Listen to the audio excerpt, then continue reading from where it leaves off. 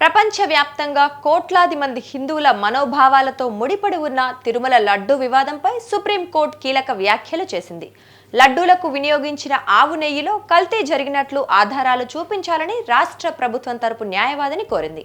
కనీసం దేవుడినైనా రాజకీయాలకు దూరంగా ఉంచాలని కోర్టు వ్యాఖ్యానించింది. లడ్డూలో కల్తీ నెయ్యి కలిపారనే దానికి ఆధారాలేంటని నిలదీసింది. సెకండ్ ఒపీనియన్ తీసుకోకుండానే ఓ రాష్ట్ర ముఖ్యమంత్రి ఇలాంటి వ్యాఖ్యలు ఎలా చేస్తారని ప్రశ్నించింది. తిరుపతి దేవస్థానంలో పవిత్ర దెబ్బతీసే పరిస్థితికి వచ్చారు. కడాన మీరు ఒకసారి చూస్తే లడ్డు ప్రసాదం నాసి రకం నెయ్యి వాడారు. మీరు వాడతారా అని మిమ్మల్ని అడుగుతున్నా. విచారణ సందర్భంగా ప్రభుత్వ తరపు న్యాయవాదిపై ధర్మాసనం ప్రశ్నల వర్షం కురిపించింది. ప్రసాదంలో కల్తీ నెయ్యి కలిసిందని ఖచ్చితంగా ఎలా చెప్పగలరు? నెయ్యి రిపోర్టుపై సెకండ్ ఒపీనియన్ తీసుకున్నారా? లడ్డు కల్తీ జరిగిందని తేల్చడం కోసమే శాంపిల్ ల్యాబ్కు పంపారా? ఇతర సప్లయర్ల నుంచి శాంపిల్స్ ఎందుకు తీసుకోలేదు? కల్తీ నెయ్యితో లడ్డూలు తయారు చేస్తే ఆ లడ్డూలను ఎందుకు ల్యాబ్కి పంపలేదు? మైసూరు, గజియాబాద్ ల్యాబ్ల నుంచి ఎందుకు సెకండ్ ఒపీనియన్ తీసుకోలేదు అంటూ సుప్రీంకోర్టు ప్రశ్నల వర్షం కురిపించింది.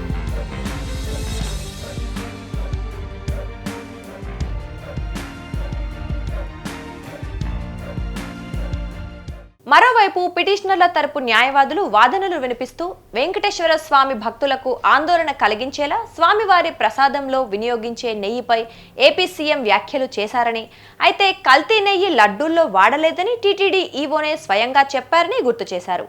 దేవుడి ప్రసాదం ప్రశ్నార్థకంగా మారటంతో దీనిపై భక్తులకు క్లారిటీ ఇవ్వాల్సిన బాధ్యత న్యాయస్థానాలపై ఉందన్నారు.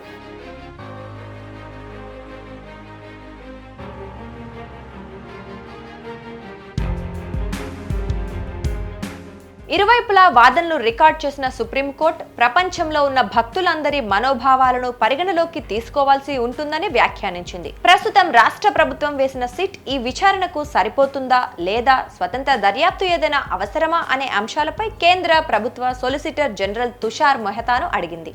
తిరుమల లడ్డు వివాదంపై తదుపరి విచారణను అక్టోబర్ 3వ తేదీకి వాయిదా వేసింది.